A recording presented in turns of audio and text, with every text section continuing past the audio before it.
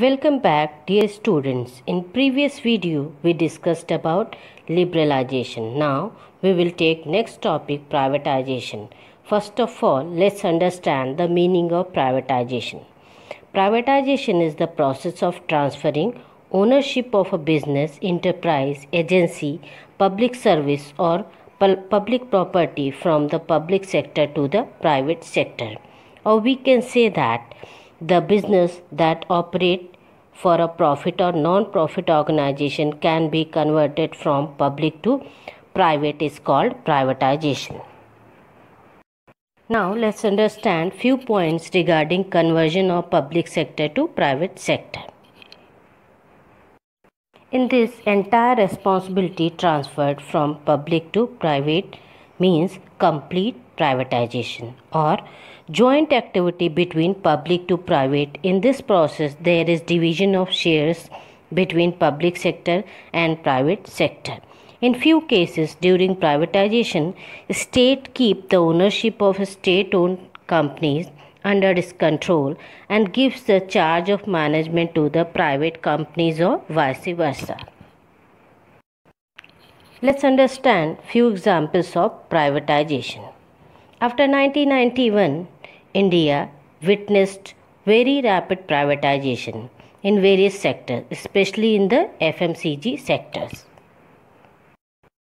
A significant development is seen in public-private partnership in that lease of toll roads, bridges and tunnels of state and local governments to private contractors.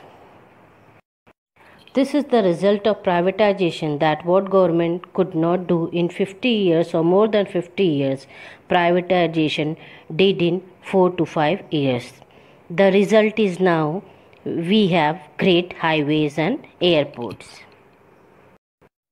Dear students, let's understand what are the advantages of privatization.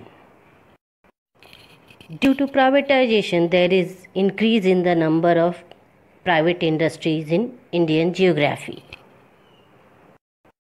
After privatization, there is an increase in production in capital intensive and consumer industries.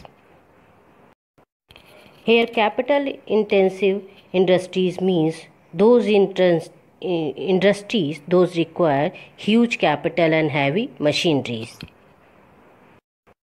By privatization, the production capacity of industries are now improved due to cutthroat competition in the market. After privatization, there is improvement in efficiency of public sector industries due to privatization. Let's understand the disadvantages of privatization. Economic power has centralized. Due to centralization of money in private businessmen, there is a fear of monopoly. Cottage industries have not developed properly due to privatization and they have to face competition with the global MNCs. Only large industries have been benefited by the privatization. Prices have not remained under control due to privatization. This has led to a problem of price rise and inflation. After privatization, we will start new topic, globalization. First of all, we understand the meaning of globalization. Globalization is the process of rapid integration or interconnection between countries, or we can say that it is the process of rapid integration or interconnection of investment, production, distribution, employment and trade among countries of the world. Now let's understand few important terms regarding this topic. First, MNCs or multinational corporations. The companies or corporations which have their business in more than one country are called MNCs. For example, Pepsi, Nike, Apple, Microsoft, etc. Second, foreign investment. Investment made in a country by MNC originated from some other country is called foreign investment. Third, foreign trade. It includes both exports and import. Let's understand some reforms brought by globalization. Globalization promotes easy exports and imports. Transfer of capital is easy nowadays due to globalization.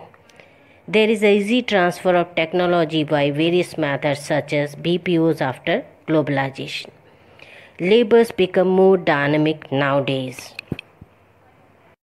Now we will understand and study the effects of globalization.